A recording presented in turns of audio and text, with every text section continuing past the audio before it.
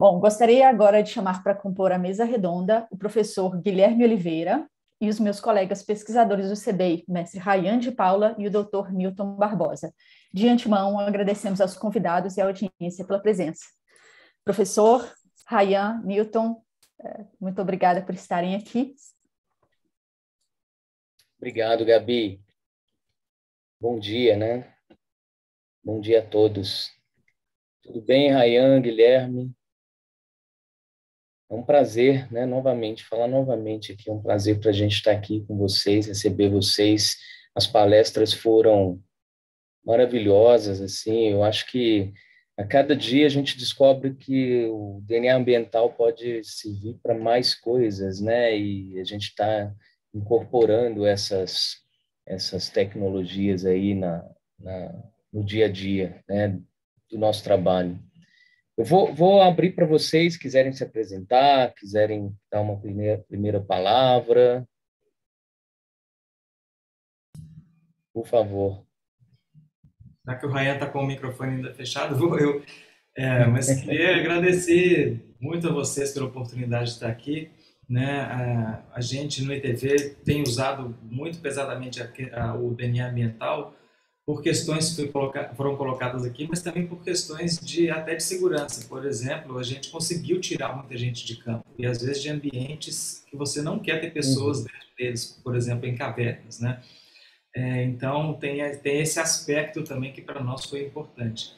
E eu não tenho dúvida que é uma tecnologia que vem agregar muito na identificação de espécies invasoras, né? E eu acho que o grande valor que esse evento pode trazer é de agregar as pessoas que estão preocupadas com isso para que a gente possa atuar em conjunto no estabelecimento de padrões, né? Foi uma das provocações que eu fiz, que foi se cada um usa um método, cada um faz uma coisa de um jeito, não é que um método necessariamente é melhor do que o outro, mas eu acho que a unificação ajuda a gente até a ter aceitação das empresas e do órgão ambiental em relação aos achados, né? Mas, de novo, obrigado pela oportunidade de estar aqui com vocês. Bom dia pessoal, bom dia Guilherme, bom dia Newton. Agradeço a oportunidade mais uma vez de estar falando um pouquinho do trabalho que a gente tem realizado, né, nesse projeto já há um tempinho, dessa vez com alguns avanços. Concordo muito com o que o Guilherme colocou, eu acho que é muito importante a gente ter esses momentos até para, como algumas pessoas colocaram no chat, né, eu ainda não conhecia ou não entendia muito bem, então, à medida que a gente traz isso à luz, né, fica mais claro para todo mundo a importância desse tipo de técnica e até mesmo para a sua viabilidade, né, e a aplicação, como a gente tem visto aí, que vai muito além das espécies invasoras e que podem ser ferramentas, assim, diferenciais, né, para a gente conseguir monitorar o meio ambiente de uma forma geral, de uma maneira muito rica e com muitas informações. Pois é, e saiu um artigo no ano passado, a gente até discutiu isso aqui no grupo, que é um artigo da Eva Ilagas, que ela fala justamente isso que o Guilherme falou, que um dos maiores desafios, né, da utilização dessas tecnologias, né, mais fortemente nas políticas públicas, né, no Brasil, de todos os estados, na Europa, dos países, é a padronização, né, porque isso é o que é mais difícil de se fazer e o que demanda conversas, né, constantes e aproximação constantes, que é o que a gente, é um dos objetivos nossos aqui nesse fórum, fazer justamente essa aproximação entre vários stakeholders, né, pesquisadores, empresas, porque a gente precisa começar a falar de forma mais uníssona, né? Até mesmo porque a gente precisa dos bancos de dados, todo mundo precisa das bibliotecas para poder identificar, né? Então, realmente muito importante. Então, já vou começar aqui, né? Tem algumas perguntas, né? Eu vou fazer umas primeiras perguntas, que são várias perguntas que a gente tem aqui hoje também.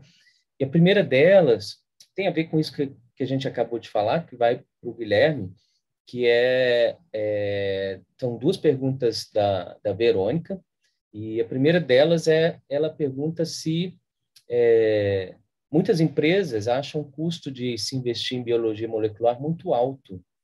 E eu queria saber, né, já que o Guilherme você está inserido dentro, né, de uma empresa. Qual a sua opinião sobre isso, né? Se realmente isso faz sentido? Então, a questão do custo é um ponto a ser considerado, né? A gente aqui no ITV, como Instituto de Pesquisa, a infraestrutura necessária para isso vem não só para os estudos de DNA ambiental, tem um monte de outra coisa que a gente faz que usa essas tecnologias. Mas eu acho que essa é mais uma razão ainda para a gente mudar um pouco o switch de como a gente faz essas coisas, ou tem feito essas coisas no Brasil, que é de pulverizar iniciativas, né? Então, todo mundo tem um pouquinho, mas ninguém tem o suficiente para dar um passo grande adiante.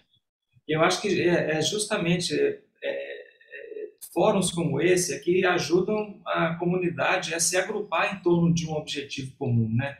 Então, nós não precisamos de ter 50 laboratórios de sequenciamento no Brasil para endereçar a questão de uso dessas tecnologias, ou às vezes nem de sequenciamento, né, mas de PCR em tempo real, como foi o caso do estudo do mexilhão, que também é uma abordagem super importante.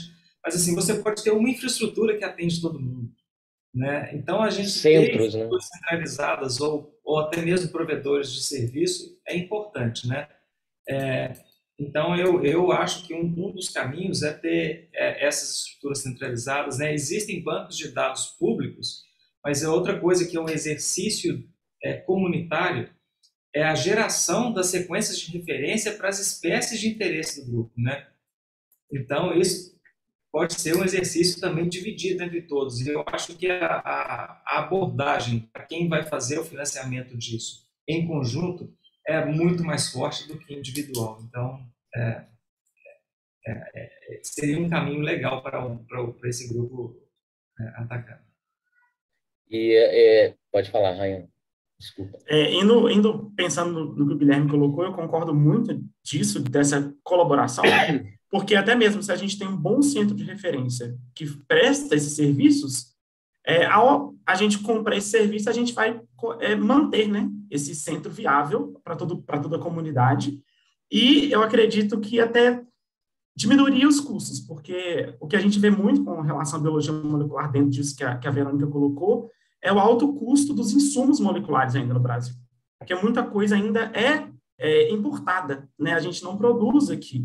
E aí, então, a gente precisa realmente reduzir um pouco esses custos. Então, a partir do momento que a gente tem um bom centro que oferece esse serviço, a gente pode ajudar essa rede econômica também como um todo. E isso que o Guilherme colocou sobre a sequências, referências, eu acho que isso é de suma importância, porque a gente que trabalha, né, igual no CB, nós temos espécies pontuais, a gente não faz ainda uma análise de DNA como robusta como um todo, mas às vezes a gente esbarra em questões, se a gente tivesse uma sequência de referência ali da cordilófora, do mexilhão, dependendo do que a gente precisa, facilitaria muito para a gente. O mexilhão até já tem, né, o genoma e o transcriptoma sequenciado, mas ainda a cordilófora, por exemplo, ainda é um submundo genético, então a gente realmente precisa ter essas sequências disponíveis, e eu acho que de forma mais fáceis de serem acessadas. Eu vejo os bancos de dados, às vezes, e eu me perco dentro dos bancos de dados, não é algo tão simples e intuitivo, às vezes, para ser utilizado. Então, acho que é muito importante a gente começar a ter esse tipo de percepção, porque nem todo mundo é bioinformática, nem todo mundo é biologista molecular, e às vezes a pessoa precisa dessa informação, então acho que vai bem nessa linha mesmo, assim. Isso deixa claro como que a gente tem que deixar, né, nesse artigo que eu citei, os autores falam muito sobre a forma como os grupos se comunicam. Então, existem as interações oportunistas, que é o que acontece normalmente, né, os pesquisadores se encontram aqui e ali. Existem os diálogos sustentados, que são feitos como eventos como esse, e que podem dar resultado no trabalho colaborativo, que é o que a gente deve buscar, né, para poder conversar na mesma língua, para poder construir as bibliotecas. Isso é realmente muito importante. Mas, Guilherme, eu vi você falando sobre o trabalho lá em Carajás, e eu conheço vários daqueles autores, né? O Pedrinho é meu contemporâneo lá de doutorado na UFMG, e eu conheço a Juliette na época de doutorado, e eu fiquei pensando, né, me surgiu aqui uma dúvida. A gente poderia fazer essas bibliotecas através de essicatas de museus? Então, a gente tem feito isso porque, né, como você sabe melhor do que eu, nem sempre recuperar uma planta é tão fácil quanto a gente gostaria, né? E para Sim. fazer short reads, né, sequências da bibliotecas tipo Illumina, é possível você usar esse catas de museu. Claro que a eficiência disso é menor, mas é possível e é uma abordagem que a gente está fazendo para verificar alguns casos de plantas que foram coletadas uma vez, sabe? Então, a abordagem tem sido essa. Para animais é mais complicado porque nem sempre eles são armazenados de maneira adequada e aí o DNA fica inviável, né? Mas para plantas é bem possível, sim. Aí a gente As faz o plantas ficam sequenciamento, secas, né? sim, é um sequenciamento de baixa cobertura usando uma biblioteca tipo Shotgun Illumina e dá para recuperar às vezes, o genoma do cloroplasto quase completo. E já aconteceu o caso de vocês conseguirem informação de uma planta coletada uma vez e identificar o DNA dela em campo? Coletada uma vez. Olha, na Flora não, porque o que a gente fez na Flora foi uma revisita completa. Nós realmente passamos um pente fino, né? Foi uma expedição, né? Então, assim, foram mais de centenas de pessoas envolvidas nisso. Então, foi assim, uma coisa que é até difícil de replicar em outros ambientes, né? Sim. Então, a gente não teve esse caso. Mas já apareceram alguns casos bem curiosos de algumas plantas que são raras, né? Então, a gente quer rever algumas coletas passadas e aí isso vai acontecer. Muito Mas, interessante. mas nesse caso das esicatas, tem um tempo de viabilidade, porque elas ficam armazenadas dentro né, de ambientes ali com baixo oxigênio e coisa do tipo, mas aí tem um tempo de viabilidade para extrair esse DNA, ou até guardadas muito tempo você consegue fazer essa extração do cloroplasto. Então, vai variar muito da espécie, que espécies até frescas são difíceis de extrair, né? Tem de tudo na natureza. Então, vai variar muito de espécie, vai variar muito das condições do herbário também, né? Às vezes, muita umidade atrapalha. Então, isso é uma coisa que é caso a caso mesmo. A gente experimenta e vê se dá certo. Muito interessante. Já que eu fiz uma pergunta da Verônica, ela tem uma outra pergunta que eu acho que, como você falou na sua apresentação, Guilherme, que vocês têm uma patente daquele sistema, e ela queria saber qual que é o maior desafio ao desenvolvimento de um produto utilizando técnicas moleculares e sobre a maturação tecnológica. Como que essas técnicas podem chegar ao mercado? Pois é, essa é uma pergunta interessante, né? Então, assim, o produto, eu não acho que a patente do produto, da amplificação, é onde vai estar o segredo, não, sabe? Para quem quer colocar isso no mercado, é um serviço bem feito mesmo, porque as sequências de DNA, elas são públicas, né? Se você tem um método de detecção, sei lá, da Hydra, por exemplo, a pessoa pode até não querer compartilhar, mas eu vou lá, coleto a Hydra e sequencio do mesmo jeito. Então não tem muito sentido não compartilhar o dado. Então não é o dado de sequenciamento de DNA onde está a propriedade intelectual. Acho que é mais o desenvolvimento da técnica de detecção, né? Ele pode ter feito um super trabalho com um LAMP que funciona super bem e eu, de repente, teria dificuldade. Então, o serviço dele vai ser melhor do que o meu. Então, acho que ganhar o mercado vai ser por aí. E quando é o DNA ambiental, eu acho que o serviço inclui uma linha pesada de análise computacional, né? A gente protege rotineiramente os nossos produtos, não porque a gente acha que isso aí não há nenhuma intenção em ganhar dinheiro, tanto que está depositado no GitHub para quem quiser fazer o download, né? Mas é uma questão mais de prática da empresa mesmo. Mas de novo, eu acho que é fazer o serviço onde está a ida para o mercado, né? Fazer um serviço de forma bastante robusta. Tem algumas empresas já aparecendo aí que, se tudo der certo, vão ter sucesso, porque na questão de levantamento, apoio aos ERIMAs, monitoramento ambiental, a tecnologia chegou para ficar. Então, as empresas ou elas incorporam essa tecnologia ou vai ter espaço para outras que vão. Muito bom. Posso completar aqui, Newton? Aproveitar e fazer uma Tá? pergunta para o Guilherme também. Eu acho que dentro disso, primeiramente, eu acho que a gente tem que mudar um pouco também a nossa perspectiva de pesquisa, empresa, essa relação do Brasil com isso, né? Eu acho que faltam incentivos dos pesquisadores, eles têm boas ideias, mas às vezes é muito burocrático, ou às vezes não tem financiamento, ou não tem essa conversa mesmo para incentivar essas ideias a irem para o mercado. Eu acho isso um ponto muito importante aí, e tem alguns, né, já se aventurando e tendo bons resultados nisso. Eu acho que isso é importante. E dentro dessa, aproveitando essa pergunta aí sobre o software, principalmente, Pimba, né, Guilherme? Você me corrige se estiver errado. Uma coisa que você foi falando e foi me chamando a atenção, porque eu não sou bioinformata, eu tenho muitas dificuldades com a bioinformática em si, com a parte da computação.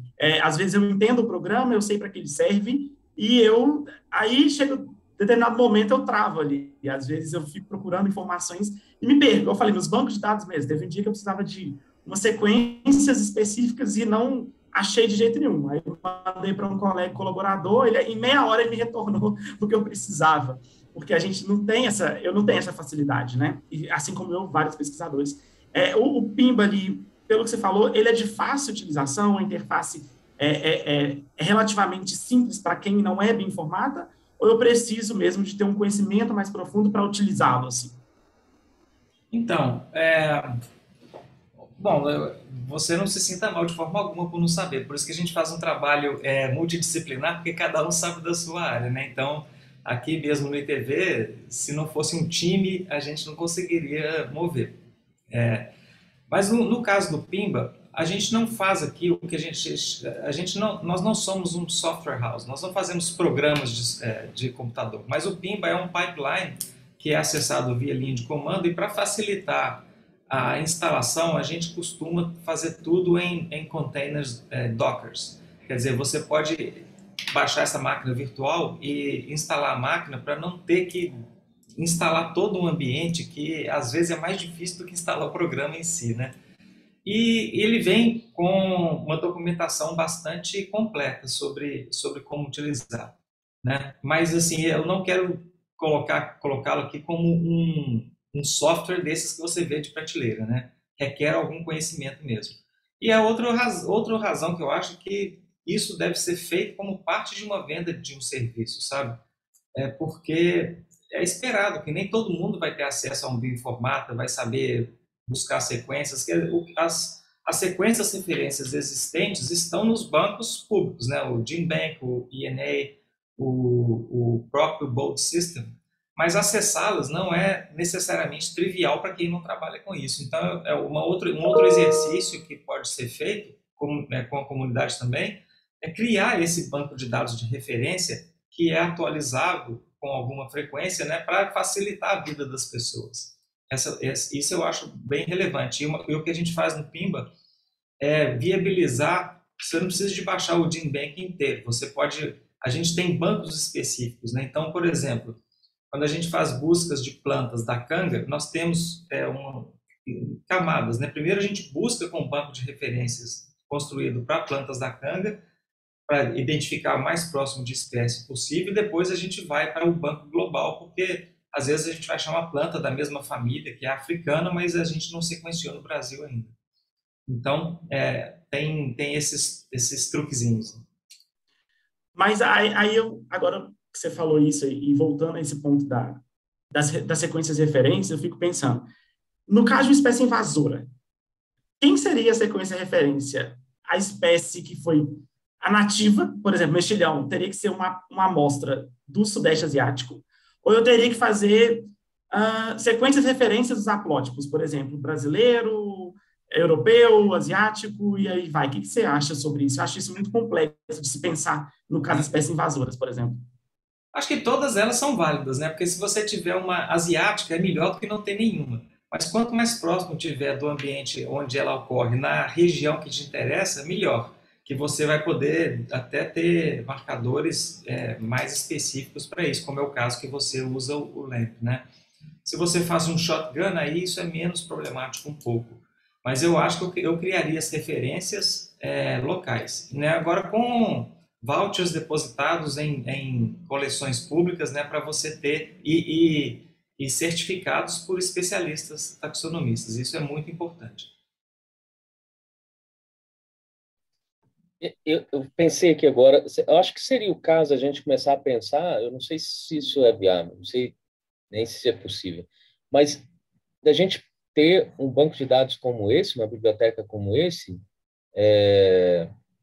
gerida por uma outra, pelo Estado, né? pelo IBAMA, ICMBio, uma biblioteca pública e disponível para que todos possam usar, né? Não sei se isso seria, né, uma coisa. Eu acho essa ideia interessante, Newton, mas eu não preciso, ela pode ser simplificada, sabe? Não precisa de pensar em nenhuma infraestrutura ou nada muito complexo. Se você simplesmente tiver um grupo curador que fala assim, olha, essas são as espécies que a gente já tem ou gostaria de ter no Brasil. E você pode até fazer buscas automáticas no banco de dados para fazer uma atualização. Isso pode ser um arquivo zip colocado no FTP do ICMBio, por exemplo, ou de vocês. Não precisa de ter nenhuma mega estrutura. Então, o custo é muito baixo para fazer isso, mas eu acho muito relevante, porque endereça o ponto que o Rayan levantou, né? Onde buscar essas sequências. Então, eu acho que vale a pena. Pode ser um hot site ligado a algum instituto ou universidade, né? Falando já, né, dessa questão de desenvolvimento das técnicas, tem duas perguntas para o Rayan aqui relacionadas à LAMP.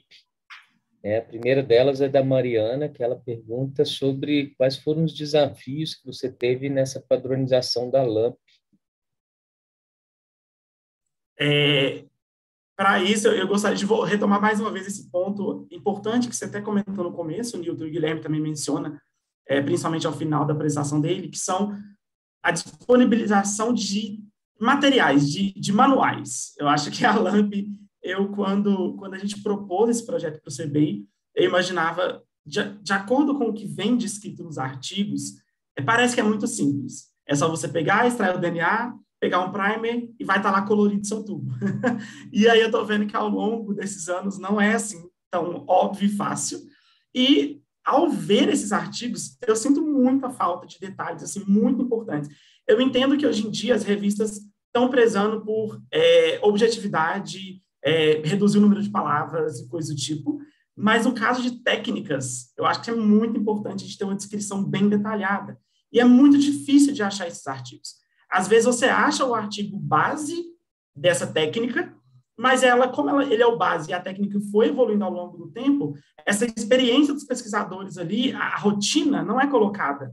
E aí, quando você vai para a bancada, você se depara com esses problemas e não tem onde resolver e como resolver esse problema. Então, no caso da LAMP, eu senti muita falta desse manual, assim como o Guilherme colocou, e foi graças à última mesa que a gente teve no fórum, com a presença do Rubens, que é colaborador desse projeto com a gente, né, o Rubens Neto da Fiocruz, foi que a gente conseguiu dar um salto gigantesco nesses resultados. Porque ele tinha essa expertise, a gente fez várias reuniões, ele foi falando com a gente, né, o que poderia ser feito e não poderia, então eu realmente senti muita falta disso. Então, acho que o maior problema da LAMP, antes de ter essa colaboração, é isso, é que os artigos eles não detalham o suficiente para eu executar essa técnica diretamente no laboratório, não é tão simples. Então, eu acho que essa ideia de criar manuais, de criar esses espaços para que isso seja publicado e venha, né, ao público interessado, é muito importante, porque, às vezes, a gente fica tentando mesmo, dando murro em ponta de faca para conseguir ter um resultado, e às vezes, um detalhe simples, coisas simples que mudam completamente ali a rotina de bancada, você consegue. É isso. Então, acho que a LAMP, o meu maior desafio foi esse mesmo, ter ali um protocolo realmente que realmente fosse a realidade ali da bancada, mas hoje em dia acho que a gente já conseguiu chegar num ponto bom, e eu quero, né, quando a gente publica esses resultados, tentar detalhar mais, assim, no nosso artigo, essa metodologia mesmo, do que a gente fez em relação ao mexilhão dourado, para que quem quiser replicar ou então aplicar nos seus experimentos, eles consigam reproduzir isso de maneira mais fácil mesmo. Acho que isso é muito importante, e volta aí nesses manuais que o Guilherme colocou, que eu penso, então, que para a biomol isso é importante, para a bioinformática e a DNA, então, é muito mais, porque, igual o Guilherme falou, às vezes eu não tenho essa expertise, mas eu quero fazer um trabalho desse. Então, como que eu começo? Por onde que eu vou? Então, ter esse manual, eu acho que é muito, muito, muito importante mesmo. E, às vezes, a gente coloca esse tipo de publicação em segundo plano comparado a um artigo original, né? E aí a coisa fica, assim, descompensada e essa dificuldade vem aí para os pesquisadores que estão entrando nas áreas, principalmente. Não sei se o Guilherme quer completar com alguma coisa nesse sentido. Sim, Raia, a gente sentiu falta do manual e o caso foi o seguinte, que a gente usa muito do trabalho dos consultores que a própria Vale contrata para fazer o trabalho de campo, para coleta de material para produzir as bibliotecas de referência, até DNA ambiental também. Então a gente faz o treinamento, mas a gente viu que não é suficiente fazer o treinamento em campo. A gente tinha que criar esses padrões, né? Inclusive o manual que eu apontei está disponível no nosso site publicamente para quem quiser usar, e ele vai desde a coleta do material até a análise bioinformática. Então, assim, detalhes, por exemplo, a cadeia gelada para coleta de alguns materiais, as pessoas, não, mas não tem problema não, eu coleto, quando chegar no hotel, põe na geladeira. Eu falei, não, você tem que levar a caixa de gelo lá dentro da caverna. Né? São pequenos detalhes, mas que fazem toda a diferença. Então, esses manuais e os procedimentos padronizados são de extrema importância mesmo, eu concordo contigo. Eu vou aproveitar e fazer uma pergunta sobre LAMP novamente, da Clara, que ela fala sobre a possibilidade, se existe alguma luz aí, de se utilizar PCR LAMP multiplex. Será que a gente vai conseguir ter várias cores aparecendo, né? Olha, então, é difícil. Eu acho que é interessante a gente ter abordagens multiplex. Voltando um pouco do que foi discutido na mesa de ontem, né? Eu acho que uma técnica não é melhor que a outra, vai depender da nossa pergunta, do nosso objetivo. Então, é muito interessante a gente ter essa clareza de qual técnica utilizar para a resposta que a gente quer chegar. Eu acho que a PCR multiplex ela é muito interessante porque você economiza tempo, pipetagem, que parece uma coisa simples, mas na biologia molecular faz muita diferença. Quanto menos você pipeta, menos chance você tem de contaminar as amostras. E também você ganha tempo, né, em saber se ali tem mais de uma espécie invasora, por exemplo, acontecendo naquele ambiente. Então, eu acho que laboratorialmente pode ser uma vantagem. Com relação à LAMP, me preocupa muito a abordagem multiplex, porque a LAMP por si ela já usa ali 6 primers. Um dos primers ele é enorme. Então, se imagina que se esses primers eles anelem entre si e aí podem gerar ali um resultado, uma amplificação cruzada que seja negativa. É claro que para eu tratar uma abordagem dessa eu preciso padronizar laboratorialmente. Isso pode ser feito. Mas eu acho que para LAMP isso pode ficar um pouco complexo e eu não usaria multiplex para uma reação de LAMP. O que eu faria eu colocaria vários sets de primers diferentes para as minhas espécies alvos e faria a LAMP para essas espécies em separado no campo. Sem contar também que essa coisa da cor, pensando aí, né, quando a gente usa uma imunofluorescência no laboratório, que eu tenho um anticorpo marcado em vermelho, por exemplo, outro em verde, e aí quando eu sobreponho os dois fica amarelo, talvez a gente pudesse chegar aí numa cor misturada ali para indicar a presença de ambos, né? Então, acho que seria uma padronização interessante. Mas eu fico com muito receio mesmo dessa ligação cruzada, principalmente porque em laboratório eu vou estar testando 2 espécies, 2 DNAs que eu conheço. Em campo, tem muito DNA desconhecido ali. Então, eu não sei se isso poderia ser um falso positivo ou um falso negativo nesse caso. Aumentaria muito essas chances. Então, eu não sei se a LAMP multiplex seria tão interessante para esse tipo de diagnóstico aí, no caso de detecção da espécie invasora no ambiente, assim. Mas é uma ideia, acho que a Clara está certa aí, podemos um dia investigar isso, mas tem que tomar muito cuidado, porque a gente tem que pensar também que aumentar esses primers, então, numa reação, se eu vou testar 2, eu colocaria 12 primers, né? Isso também pode diminuir a sensibilidade da minha técnica, e a sensibilidade é muito importante no caso aí de uma baixa quantidade de DNA da espécie alvo envolvida. Então, eu acho que é viável, desde que a gente padronize muito bem, mas eu não usaria essa alternativa diretamente. Eu testaria os 2 em separado, por exemplo. Eu acho que a vantagem seria maior, no caso da LAMP. Mas é uma boa pergunta. Você quer complementar, Guilherme, essa pergunta? Não, ele foi 100%. Bom, tem vou fazer aqui uma pergunta. O Renato tem duas perguntas para o Guilherme. Ele parabeniza aqui pela palestra, adorou a palestra. Ele ficou curioso para saber sobre os alvos utilizados no levantamento florístico de Carajás, que fez os números de diversidade local saltar de 200 para 1.066 espécies. Eu perdi um pouquinho do seu áudio, mas acho que eu peguei aqui. Então, assim, quando Você a quer gente... que eu repita? Não, acho que se eu falhar na resposta, você me chama a atenção. Tá. Então, o aumento do número de espécies, primeiro que não são necessariamente espécies novas, mas são espécies que nos trabalhos tradicionais não tinham sido observadas no local.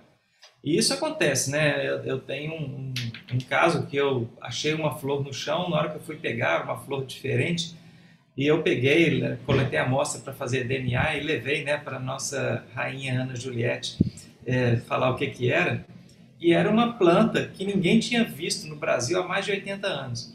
Então, assim, a gente tropeça nisso o tempo todo. Então, se você não passa um pente fino, muita coisa passa batido. Mas fica aqui o ponto, a luzinha amarela acesa, de que os trabalhos de EIA-RIMA feitos com parataxonomistas em ambientes mega diversos, eles sofrem.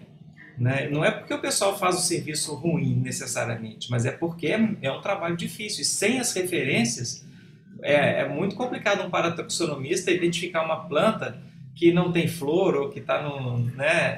É complicado mesmo. Ainda então, mais em Carajás, né? Pois é, ali tem muita coisa. E a gente está vendo as espécies que nós coletamos que estavam com a resolução taxonômica indefinida, tem um monte de espécie nova sendo descrita, né?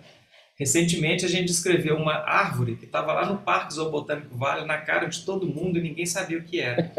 Essa árvore tinha sido vista anteriormente na Guiana e depois os taxonomistas foram cavar uma literatura obscura e descobriram algumas descrições da árvore. E aqui eu chamo atenção para outro problema. É que fazer isso com base em dado genético coloca todo esse esforço no espaço digital. Enquanto você fazer isso olhando, né, planta por planta, comparando, pé de cicata, isso é um esforço hercúleo e muito, muito lento. Então, acho que isso para nós faz uma diferença total. E aí você fala assim, mas é caro? Mas quanto é o custo do seu tempo? Quanto é o custo de não saber das coisas, né? Então, tem esse componente. E mais sujeito a erro também. Né? Sim, sim. E os campos rupestres, né, onde eu trabalhei aqui, na Serra do Cipó, tanto em Carajás, tem diversidade beta altíssima. Então, o esforço tem que ser sempre muito maior. Então, a chance de o cara não ver uma planta num campo é sempre maior. Tanto animal também. Então, Agora, quando a gente foi muito legal quando a gente tinha uma equipe de taxonomistas muito top, né, que é difícil de montar um time desse com frequência. A Juliette. Pois é. Então, isso nos permitiu fazer um intercâmbio com eles, foi muito legal, porque às vezes a gente chegava com plantas e falava assim, olha, essa planta tem uma coisa diferente nela. E a gente ia lá e olhava geneticamente Então, e às vezes a gente via coisas geneticamente, falava assim, olha, isso que vocês estão falando, que é um grupo taxonômico só, tem cara de ter mais coisa aí dentro. Né? Então, foi muito bacana isso. E a gente está vendo com peixes a mesma coisa. Então, foi super rico. E aí o número de espécies, a gente tem 1.106 espécies hoje, mas tende ainda a serem algumas acrescentadas. Né? Muito interessante. Sem contar também que eu acho que a partir dessa análise genômica e do eDNA, pode me corrigir, viu, Guilherme, que eu entendo pouco ainda de eDNA, mas eu acho que a partir do momento, por exemplo, que você então reconheceu essa planta que você não via há tantos anos, quando você então faz o caminho contrário, você faz primeiro o eDNA e depois vai para o campo, você pode ter um olhar diferente, né? Olha, a gente viu essa planta aqui, será que ela está aqui? Então você começa a observar também, fazer o oposto, assim, um campo direcionado para o que você quer ver, do que você quer. É lógico também que a gente tem que tomar cuidado para não viciar a análise, mas eu acho que também ajuda a reconhecer ali, né, essa expedição, né, ela pode ser mais rica dependendo do seu objetivo já, com esses dados previamente sequenciados em laboratório. Sim, você tem razão, mas tem um elemento aqui que é até bom para discussão, né, porque há controvérsias como tratar disso, é que são as unidades taxonômicas operacionais, né? Quando a gente faz o eDNA, não sei se vocês vão lembrar, mas a gente encontra mais de 560 OTUs numa canga. Mas com nome são 60 e poucos. E o que é que a gente faz com OTUs? Bem, do jeito tradicional, você finge que elas não existem. Mas elas estão lá, né? Não tem jeito de falar que não existe, né? Então, não sei, eu venho do mundo da genômica e a gente trata de nome de espécie de uma maneira muito fluida, sabe? Enquanto eu sei que na taxonomia há muito mais... as pessoas são mais agarradas aos nomes e mudar nome de uma coisa é complicado. Mas para a gente, na genômica, não. Eu estou com o Tax ID lá, hoje, amanhã é outro e o mundo segue, né? E eu acho essa fluidez, a minha opinião, é que ela deve ser incorporada, né, nessas coisas. É claro que, no fim do dia, eu quero que um taxonomista me dê um nome para aquela planta, para ter essa certificação também. Mas, enquanto eu não estou lá, eu faço o uso desse dado, sabe? Eu não preciso de jogar esse dado fora. E quando você faz monitoramento e vê que você está flutuando ao redor das OTUs identificadas, aí de repente, puf, você vê uma coisa diferente, isso chama atenção, mesmo eu não sabendo o nome da planta. Alguma coisa aconteceu naquele ambiente. Então, eu acho que essa camada de análise digital e outra, a viabilização da reanálise. Porque hoje eu posso não ter todas as referências, mas daqui a 5 anos eu posso melhorar a minha base de dados, eu posso reanalisar tudo. Pelo visto, né, a gente tem visto vários artigos, até comentei isso ontem, sobre a questão da profissão de taxonomista tá em extinção e tal, mas na verdade é porque ela está mudando, né? Não é que ela está em extinção, ela está mudando e muitas vezes taxonomistas mais antigos têm uma dificuldade com esse novo paradigma, né? Mas pelo que eu percebo, a taxonomia e a genômica estão andando lado a lado e talvez essa mudança, às vezes, as pessoas não conseguem entrar no ritmo, né? Mas não tem como não usar, né? Essa dinâmica que a genômica tem, que você falou aí, é muito mais rápida e com menos erros do que a taxonomia, né, tradicional. A taxonomia é mais necessária do que nunca, né? Porque a gente está perdendo espécies mais rápido do que a gente consegue descrever. Mas justo pela preciosidade do cérebro dessas pessoas, é que a gente tem que direcionar o trabalho desses profissionais para as áreas que são realmente complicadas. E não gastar tempo ficar reidentificando plantas que com o DNA Barcode eu faço isso sem pensar. Então, eu acho que isso valoriza o trabalho do taxonomista e, de forma alguma, vem substituí-lo, não. A gente precisa desse profissional. Claro, é isso mesmo. Já que você falou de peixe, o Renato, que fez a pergunta, essa última pergunta, ele tem uma pergunta sobre peixes, que ele falou o seguinte: a respeito do DNA Barcode de peixes, você nos mostrou que a árvore construída com o 16S retornou divergências com as análises morfológicas. Não seria interessante utilizar nesta árvore, além do 16S, também um marcador de evolução rápida, como o COI, por exemplo, para tentar elucidar essas relações entre grupos taxonomicamente próximos? Sim, você tem toda a razão. O 16S é a nossa porta de entrada, né? Quando a gente detecta que tem alguma coisa que não está soando muito bem ali. A gente usa também rotineiramente o ITS2, o COI. E agora, é interessante, né? No caso de plantas, por exemplo, se a gente pegasse a literatura europeia e americana e aplicasse na Amazônia, ia estar tudo errado. A gente viu que os marcadores importantes para a Amazônia não são os mesmos marcadores que são importantes, relevantes na Europa. Então, tem esse viés também. Mas aí, então, é a porta de entrada, né, Rafael? A gente identifica uma possibilidade de inconsistência e depois a gente vai mais fundo. Por exemplo, nós já temos o mitogenoma para essas espécies e a gente, como faz isso usando um sequenciamento shotgun de baixa cobertura, a gente também faz análises que são alignment assembly free, baseados na frequência de k-mers nos dados genômicos produzidos. E isso dá uma resolução muito grande de espécies associado à morfologia. E o que a gente fez recentemente também, para tentar colocar a questão morfológica no mundo digital, a gente adquiriu um micro scan, então todas as espécies que têm algum questionamento, a gente já faz a tomografia dessas espécies e agora o próximo passo é aplicar ferramentas de inteligência artificial para classificar imagens. Então, e também quando o espécime vai parar na coleção lá no fim, ele vai ficar lá bem guardado, mas a gente tem toda a informação digital disponível. Então, acelera muito a gente rever todo esse material. Então, você tem toda a razão na sua observação e, de fato, a gente tem que ir mais fundo. Quer complementar, Rayan? Não. Não, porque quando fala 16S, eu só penso no nosso trabalho que a Mari vai falar amanhã sobre metagenoma, né? Eu sempre vinculo o 16S a bactérias, a micro-organismos. Então, eu me limito aí, eu caminho só até aí, Nilton.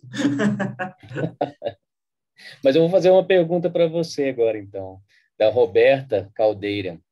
Ela agradece as apresentações, parabeniza, e fala sobre o uso do LAMP-PCR em campo. Gostaria de saber qual será o corante utilizado. O CIBER, é isso? Não sei. Cyber. SY. O Cyber é intercalante de DNA e acontece um problema quando temos DNA em alta quantidade de outros organismos, pois o Cyber intercala. Primeiramente, Roberta, a minha resposta é não sei.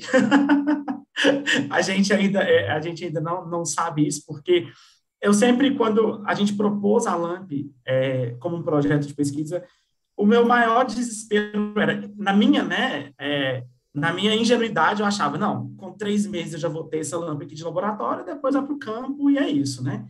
E aí eu pensei, e é isso, o que sempre me desesperava era isso, como que eu vou fazer isso acontecer em campo? Como que eu vou viabilizar isso no campo?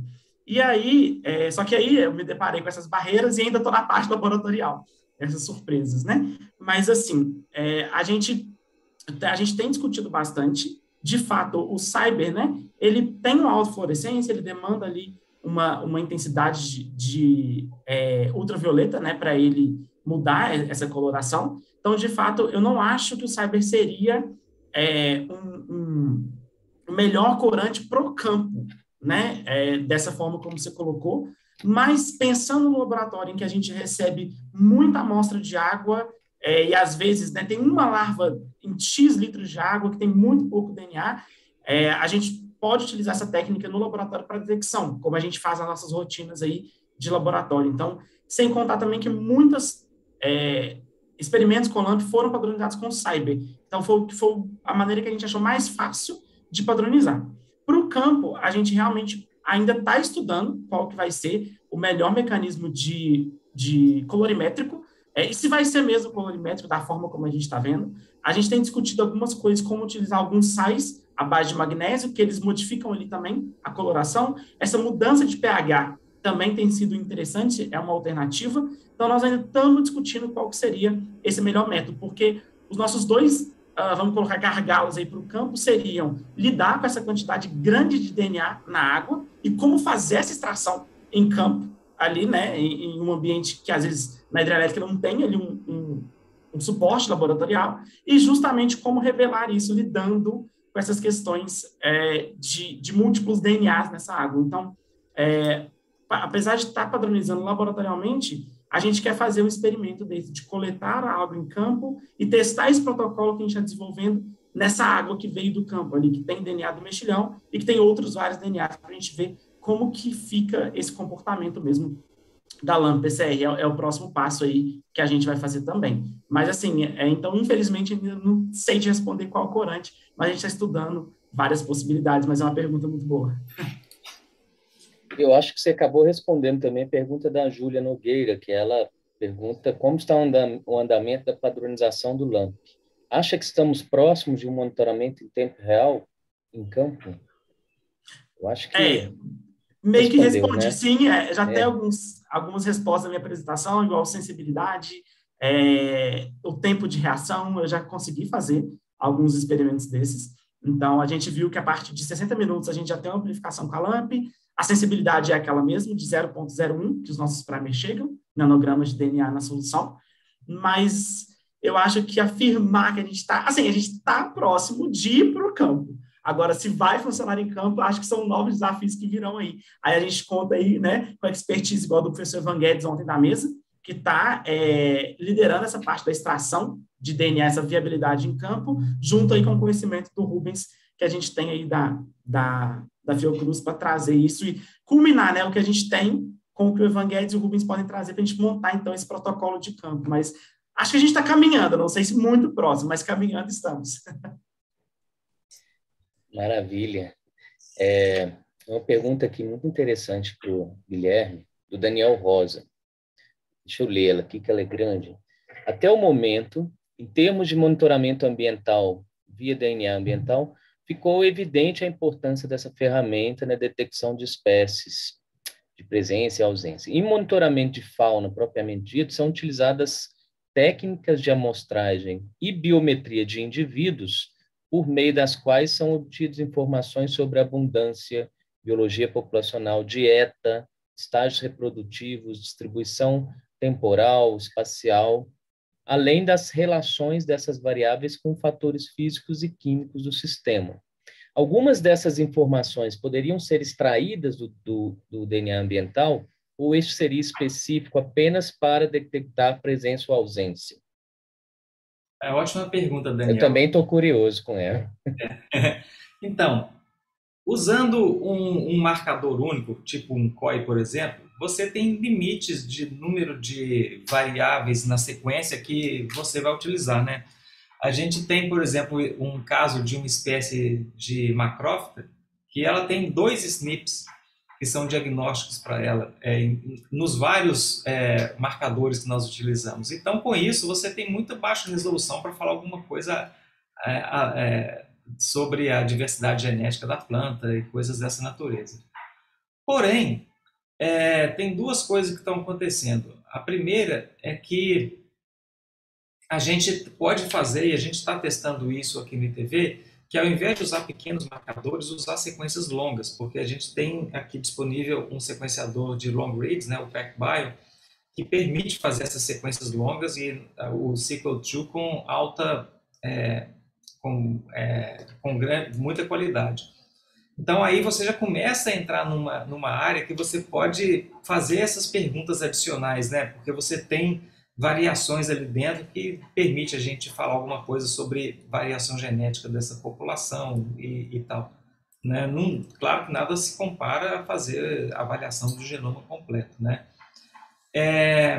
Agora, em relação à dieta, se você considerar o metabarcode, se você coleta amostras fecais, por exemplo, como a gente já fez de guano, a gente já fez de aves, você consegue dizer alguma coisa sobre o que esses bichos estão comendo. Né? A gente vai começar agora, por exemplo, de abelhas a partir do pólen para saber quais as flores são visitadas. Né? Então você tem diferentes meios de fazer isso. Né? A gente também tem um DNA coletado no ar. Né? Então, assim, é muita coisa bacana que dá para fazer. Agora, não resolve todos os problemas, né? Tem limitações na tecnologia, mesmo quando ela está muito bem executada, que a gente não consegue derivar informações só a partir dela. Mas, assim, informações ecológicas, dá para fazer muita coisa, especialmente quando você acumula esses dados e tem um olhar que não é um olhar individualizado em cima de um estudo. Eu acho que isso é uma motivação a mais para a gente usar métodos padronizados. Imagina que lindo você ter a biota da aquática do Brasil usando todo mundo o mesmo método e com uma visualização unificada disso. Isso é um sonho, né? Então, dá para tirar muita informação legal, mas temos limitações, sem dúvida, né? Agora, a distribuição temporal e espacial dá, porque se você vê uma OTU aparecendo e você faz monitoramentos regulares, ela pode sumir e aí o alerta acende. Né? E espacial também, se você faz isso em vários lugares. Né? Então, Sim. Bom, eu posso ficar mais meia hora. A Alice Valentini, ontem, palestrante, ela disse que, parece que no doutorado dela, alguma coisa, ela utilizou o mel para saber quais plantas eram visitadas pelas abelhas. Então, eu imagino assim, a gente pode colocar a abelha lá para saber, né? As plantas. Não precisa, se você coloca a abelha lá, você vai saber pelo menos o grande parte das flores que tem ali, né? Existe. Eu acho que muitas coisas ainda vão surgir, né? Muitas possibilidades vão surgir do estudo dessas Então, são ferramentas. os coletores de DNA vivos, né? Abelhas, bola-bosta, predadores, né? Hematófagos. Sim. Newton, mas dentro disso você colocou, eu penso até mesmo na parte de conservação. Porque se essa abelha, ela visita, vamos supor, tem 10 espécies, ela visita 7, e você termina a 7, essa abelha vai morrer no ambiente. Então, e aquelas outras 3, então ela nunca vai. Então, é muito importante, você consegue perceber a dinâmica do ecossistema a partir desses coletores naturais de DNA. Eles carregam muitas informações, até de conservação mesmo do ambiente, né? Isso é muito legal. Ou então, se a abelha de 10 ela visita uma, quer dizer que essa relação é muito específica. Então, se você acaba com a planta ou com a abelha, você pode, né, estabilizar todo aquele ecossistema envolvido ali. Então, essa parte de pensar nesse conservação e monitoramento aí, baseado quase em ecologia, evolução, né, uma evo-devo, eco aí, a coisa fica muito incrível, assim, de pensar nisso. É uma ferramenta muito importante que a gente pode usar. E aí eu fico pensando justamente nisso, quando o Guilherme coloca daquelas inundações, e aí a tilápia, por exemplo, ela chega num lago que ela não estava, por exemplo. É o que a gente viu até naquele artigo do Mexilhão, né, recente, da hidrodinâmica dos canais agora. E algo que sempre a gente coloca no CB e é muito difícil de investigar, por exemplo. Quando essa tilápia chega ali, ela traz consigo, por exemplo, micro-organismos novos, que podem ser patogênicos para outras espécies de peixe, por exemplo. E aí, como é que a gente monitora isso? Como é que a gente sabe isso? Vira uma dinâmica muito complexa e muito importante ser detectada. Então, eu acho que é uma ferramenta muito boa para conservação e mensuração de relações ecológicas mesmo. Sim, a gente está lá com o professor Afonso lá em Uberaba e o Paulo, aluno dele. O Paulo está abrindo centenas de mexilhões para ver se acha parasitas de mexilhões, né? É um esforço imenso, o que poderia ser feito com DNA ambiental, né? Você acha cercárias ali também na água, e tem DNA dos bichos também, né? Pois é. Aqui, Mas e puxando... cercária de quê, né? Morfologicamente, algumas a gente identifica, né? E outras não. Né? E também, quando a gente faz o barcode por espécime, né? Aí já não é DNA ambiental, você tem essa informação também dos bichos que habitam o bicho que você buscou. Então, assim, a gente vê muito parasita, a gente vê mites, né? E por aí vai. Então, tem muita coisa legal de informação. Ácaros e carrapatos. Né? É isso da gente pensar, né? Como se o mexilhão, a cordilófera, eles fossem um cavalo de Troia que abrigam várias outras espécies que a gente ainda não tem conhecimento sobre. E essas espécies talvez também sejam invasoras naquele ambiente, estão aí causando mais danos ecológicos, por exemplo, ambientais, até mesmo do que a espécie que a gente vê ali, macroscópica, por exemplo. Então, e como que elas estão alterando essa dinâmica populacional? Às vezes a gente fala, tá tendo uma mortandade aqui de outras espécies que o mexilhão chegou. Mas talvez não seja o mexilhão, seja um parasito que ele trouxe e está fazendo isso, a gente não tem conhecimento ainda. Então, eu acho que é muito importante a gente começar a pensar também nesse tipo de abordagem para conservação, manejo e interação das espécies. Eu acho que isso é muito rico mesmo, pensar nesse caminho aí. Bom, já que a gente falou em conservação, puxar um gancho aqui com a pergunta do Fabiano, que ele parabeniza os palestrantes, é uma pergunta para os dois, e ele diz o seguinte: os rompimentos de barragem de mineração ocorridos em Minas Gerais revelam a importância de bons diagnósticos ambientais prévios, como norteadores de ações de restauração e até mesmo para atendimento e dimensionamento das ações judiciais. Vocês consideram que essa tecnologia pode melhorar os diagnósticos atuais? Estamos prontos para colocar essa técnica em prática nesses estudos, comumente chamados de diagnóstico baseline? Não, Fabiano, isso aí é tudo que eu sonho. É a gente ter o baseline né, para todas as áreas, né?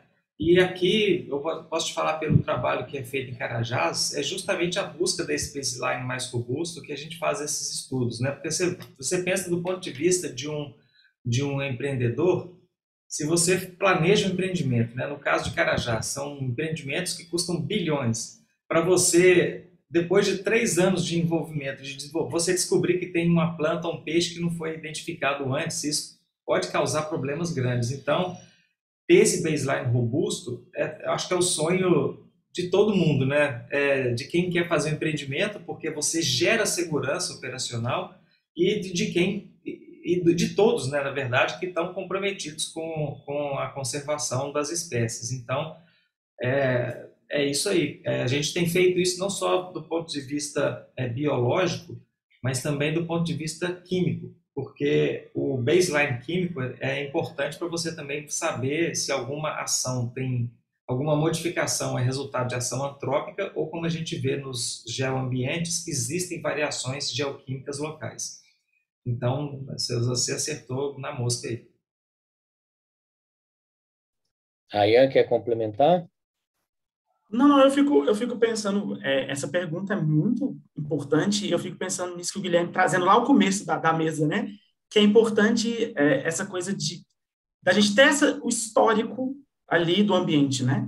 Quanta informação a gente perdeu antes do rompimento das barragens, por exemplo? Informação biológica, ecológica e química. Como que era o ambiente antes? Então, assim, eu vejo que essas informações, esse cuidado genético com o ambiente brasileiro, ele é ainda muito parco, ele está muito abaixo de desejar. Vamos pensar e vamos trazendo para o momento atual. A gente testa pouco o Covid, né? A gente também testa pouco o nosso ambiente, a gente não sabe o que está ali. E aí, uma vez perdida essa informação por um desastre natural, uma modificação, implementação de alguma coisa, a gente acaba não tendo esse histórico, né? E uma vez que a gente faz esse tipo de movimento, em saber o que está no ambiente, é o que o Guilherme colocou. A gente tem isso eternizado ali no banco de dados. A gente tem isso ali disponível e é mais fácil revisitar, saber o que de novo está chegando, o que está saindo. Então, acompanhar essa dinâmica mesmo ao longo do tempo. Eu acho que é muito importante a gente ter essa relação histórica, não apenas aí com os antepassados humanos, mas da natureza como um todo, e genética, né? A gente perde muito essa informação ainda, porque a gente faz pouco ainda investimento, esse tipo de movimento em relação ao meio ambiente, até porque é uma tecnologia nova, assim, por assim dizer. Então, acho que é muito importante a gente manter isso em mente, assim, para ter essa riqueza de detalhes em trabalhos aí que vão vir no futuro e acompanhar essa dinâmica ambiental, populacional como um todo. De fato, os diagnósticos vão ficar muito mais completos, né? Vide lá o crescimento de espécies que você teve em Carajás, né? De 200, foi de 200 para mais de 1.000, né? Então, muito mais completo. Uhum. O nosso tempo está no fim. Eu vou fazer uma última pergunta aqui, já que a gente não falou ainda da Cordilófora muito, é uma pergunta do Renato para o Rayan. Ele parabeniza pela palestra novamente. A Renato já fez outra pergunta. Ele diz o seguinte: gostaria de saber se, tendo em vista essa sombra taxonômica que paira sobre o Cordilófora caspia, você acha que a filogenômica seria uma boa alternativa para sanar essas dúvidas e ainda prover informações suficientes para entender as relações entre as populações desse hidroide? Como você acha que poderíamos aplicar essa técnica para um organismo tão subamostrado no Brasil? Essa é uma pergunta complexa. Muito boa, muito boa. Eu acho que, comparado, por exemplo, ao mexilhão, né, que também invasou, os estudos já avançaram muito. Igual eu falei, a gente tem o genoma, a gente tem o transcriptoma disponíveis do mexilhão dourado, a gente tem aí alguns estudos com proteínas, morfologia bem avançados com o mexilhão, e se você procura na literatura, você não tem quase nada de Cordilófora caspia, por exemplo. E não é só no Brasil, é no mundo, né? Como a Lucília, que é a nossa colaboradora, costuma dizer, gray literature, né? Tipo, literatura cinza. A gente pouco conhece esse animal ainda, esse organismo. Então, eu acho que sim, a filogenômica seria importante, porque a gente ajudaria a tentar resolver essa coisa de espécies crípticas, né? Existe lacustres, não existe, cáspia, tem mais gente no meio aí que a gente não sabe identificar. Ajudaria, a gente pode procurar, né, por traits invasores, o que favorece essa invasão, porque a salinidade, como eu coloquei na apresentação, ela é dúbia ainda. A gente vê essa espécie acontecendo em ambientes muito salinos, mas a gente vê que ela se adapta muito facilmente. Então, será que naturalmente ela não é uma espécie que consegue realmente se adaptar aos dois? A gente vê que temperatura ainda é pouco investigada e influencia mais na taxa de crescimento dela, por exemplo. Então, acho que dentro da genômica, né, a gente pode achar respostas tanto filogenéticas quanto a essas adaptações ambientais. Então, acho que é uma abordagem muito relevante. E eu acho que, para o Brasil, o ponto principal é, primeiro, a identificação. Saber onde está esse organismo. Primeiro que a cordilófora ela é identificada, às vezes, como uma planta, porque ela, né, se parece ali mesmo com a macrófita, com a alga, ou ela é até identificada, às vezes, como o bicho do mexilhão dourado. Então, isso é muito complexo. Então, nunca bate o olho nela e fala, isso é um animal. Então, acho que a primeira coisa é saber reconhecer esse organismo no ambiente e, depois disso, a gente saber onde estão, né, as populações de cordilófero no Brasil, a gente fazer esse esforço, então, para tentar entender esse aspecto genético da cordilófero no Brasil. E aí aproveito aqui e faço um apelo aí a quem está assistindo a gente e está tendo cordilófora, pode entrar em contato com a gente, pode mandar amostras para a gente, porque a gente está precisando muito mesmo de saber de onde estão essas populações brasileiras para a gente começar a traçar aí planos, né, de contenção, controle e entendimento desse animal que ainda é subnotificado no país e a gente entende muito, muito, muito pouco da ecologia, da biologia, quem dirá da genética dele como um todo, né? Então, quem souber aí, puder mandar para a gente pode entrar em contato e viabilizar esse envio aí, tá bom? A gente tem interesse nisso. Obrigado. Tem uma última pergunta aqui, eu não vou conseguir não fazer para o Guilherme, até porque eu gosto desse tema, né, sobre ciência cidadã. Ela diz o seguinte: qual o nível de especialização ou treinamento necessário para que alguém seja capaz de coletar essas amostras, tanto LAMP quanto eDNA? Vejo em outros países iniciativas de ciência cidadã e me pergunto qual seria, na prática, a possibilidade disso acontecer com a qualidade necessária para as análises. Tá. Então, é muito legal essa pergunta mesmo. A coleta não é difícil, sabe? Até eu faço. Para plantas, a gente usa tipicamente o Cetab, que é essencialmente uma solução com sal grosso, suco, pode fazer em casa, né? Para bichos, a gente usa uma cadeia gelada, né? É um pouquinho mais complicado por causa disso, mas não é nada que não dá para tratar também. Você pode ter hubs locais de coleta e tal, né? Seria maravilhoso a gente ter ciência cidadã acontecendo nisso, até porque a capacidade de amostragem que a gente tem é limitada, né? Quantos Newton tem rodando por aí que pode coletar planta rupestre, né? Não tem muitos, não. E se você olhar para a população, você imagina, a Amazônia são 25 milhões de habitantes. Imagina uma fração desse pessoal coletando material em lugares que eu nem sonho, né? Seria muito bacana.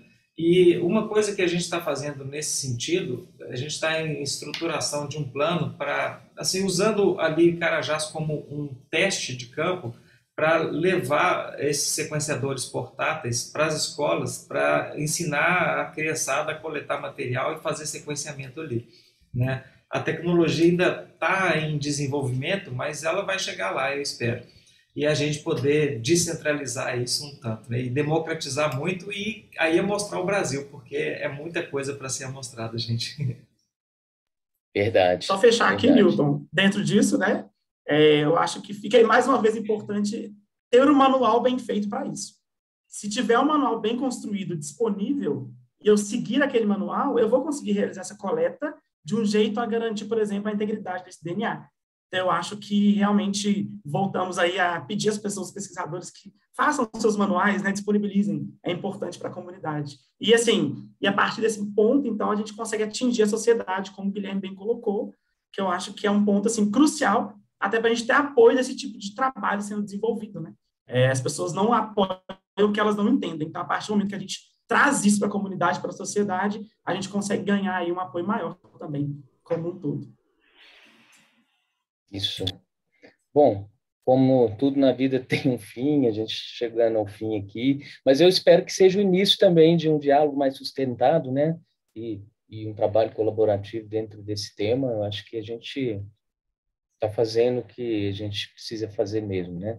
Então, agradeço ao Guilherme, ao Rayan, pelas palestras, por terem disponibilizado tempo para estar aqui hoje conversando com a gente. Tempo é difícil, né? Eu sei que é difícil, então agradeço muito a vocês, em nome do CBI, pelo dia de hoje. Acho que foi muito rico. Muito obrigado. Muito obrigado. Eu que agradeço, né? E é raro ter uma mesa redonda que, de fato, tem um tempo. Isso foi precioso demais. Muito obrigado. Também queria agradecer aqui, em nome do CBI também, né, que eu faço parte, E, Guilherme, muito obrigado também pela sua disponibilidade, foi muito rico, deu para aprender muito. Então, eu acho que foi uma manhã, assim, extremamente de aprendizado muito grande. Obrigado mesmo pelo seu tempo, pela sua disponibilidade em discutir com a gente esse tema que é tão importante. Newton, obrigado também pela condução aí da mesa, foi ótimo. Valeu, gente. Pessoal, tudo foi excelente. Vou repetir aqui, mas não tem como não repetir esse agradecimento. Né? Obrigada, Rayan, obrigada, Newton, mas um agradecimento especial ao professor Guilherme. Esses eventos são muito bons, né? A gente acaba conhecendo pesquisadores e eu acho que nessa mesa de hoje, especialmente, foi levantada essa questão da colaboratividade, né? Que é tão importante. A gente tem tentado, né, no CBI há bastante tempo, a gente tem, né, a nossa base colaborativa e aqui, né, até com a participação, né, de alguns ouvintes dessa palestra, a gente pensa, né, em caminhar nessas iniciativas, né, de colaborar. Então, que esse não seja o nosso último encontro, que o próximo seja muito breve, professor. Obrigada pela sua presença. Então, a todos, né, retornaremos amanhã, na quarta-feira, às 10 da manhã, com mais palestras e mais uma mesa redonda. Amanhã nós teremos a participação da doutora Mariana de Paula Reis, do CBI, do doutor Ver Rosgiesp e da doutora Natalie Swan, ambos da Nature Metrics, no Reino Unido. E agradecemos a todos pela presença, a todos a audiência também, e esperamos vê-los em breve, vê-los amanhã. Um abraço a todos e tenham um ótimo dia.